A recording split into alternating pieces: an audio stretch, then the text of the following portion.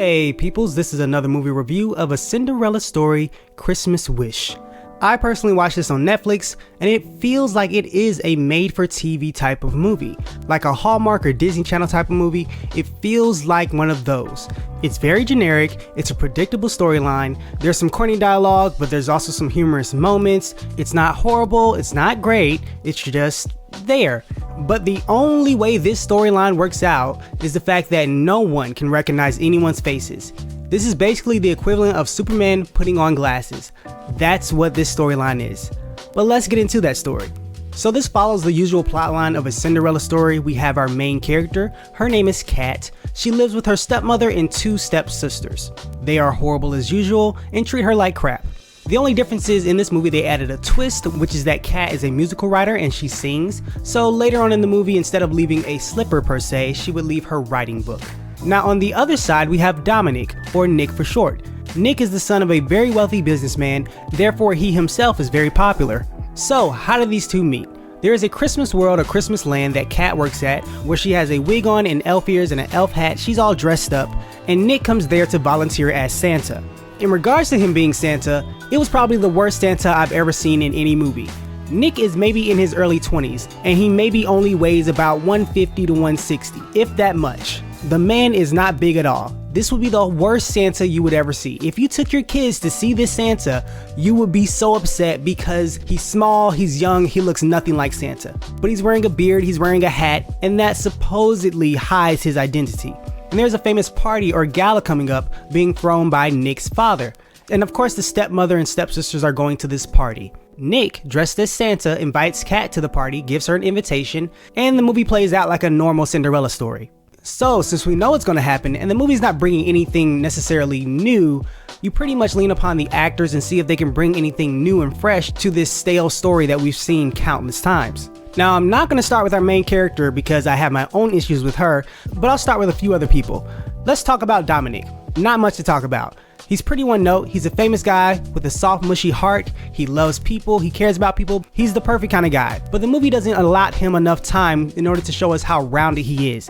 They hint about other personal, more interesting things in his life, but we really don't get to see that world, which would have been nice, so he kind of feels flat. The stepsisters and the stepmom are just very typical. They go out of their way to be extra mean in this movie. Sometimes the meanness makes no sense. Usually in these Cinderella stories, the stepsisters and stepmom are basically just being rude to her by making her do all the chores and be their servant per se.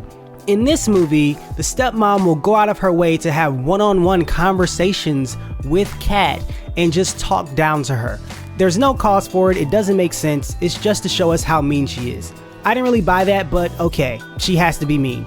But it also presents another problem in the movie, which has to do with our main character, Kat, but again, I'll get to that later. One weird thing about the stepsisters is that I couldn't figure out how old they were. They looked older, but they acted much younger, so that was strange. And the last two people I want to mention in this movie, which elevated it to another level because I love whenever they were on screen, is Kat's best friend played by Isabella Gomez and Kat's boss played by Garfield Wilson. Both of those people were hilarious. They were so colorful. They were so engaging. I loved them whenever they were on screen. They felt like naturals. They were the best part of this whole movie, just hands down. They should have been in it more because everyone else is kind of playing in one note.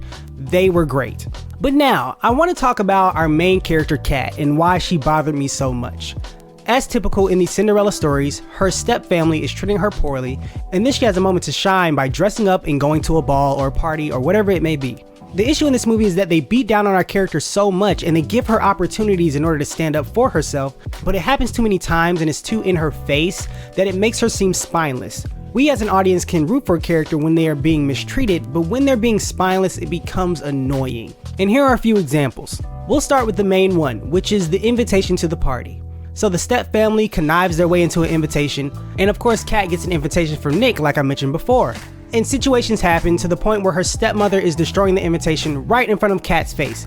And it was just strange to have that happen in front of the character. The closest thing I can recall in an original Cinderella story is that she was invited to the ball, but her family locked her in a room so she couldn't get out and actually go to the ball. In this situation, she gets an invitation and they destroy it right in front of her face and she's just standing there. She's just like, how could you? And maybe that wouldn't be so bad if there weren't other situations adding up to it. For For instance, in the movie, our main character Kat has a snow globe that was given to her by her father before he passed. So this is a special snow globe, she really cherishes it, and her stepsisters take it from her room. When she comes home, she's like, has anybody seen my snow globe? You know how much I care about that snow globe, can you help me find it? They say no. And then she's like, ugh.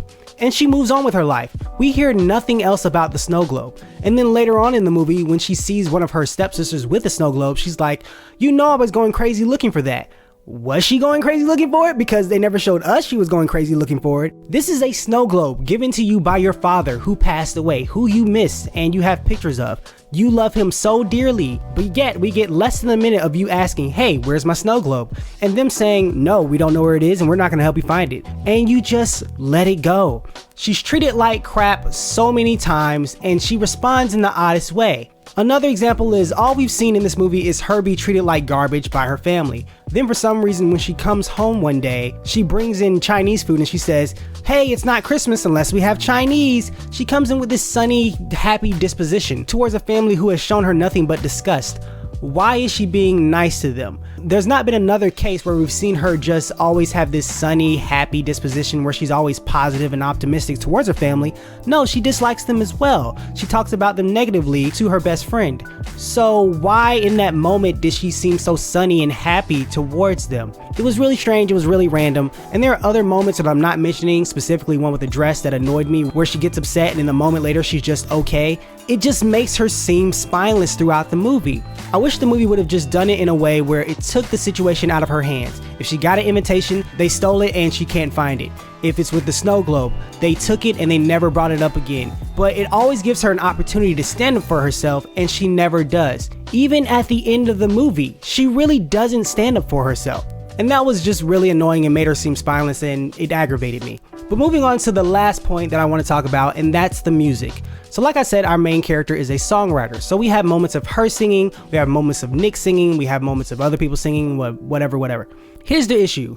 They're all lip syncing. Every single one of them. But they're so bad at it. It makes no sense how bad they are at it. Sometimes you swear they don't know the lyrics that they're singing, because sometimes their mouths will be partly open and it looks like they're just mumbling over the words. But they had so many issues just syncing up with the actual music. It made no sense.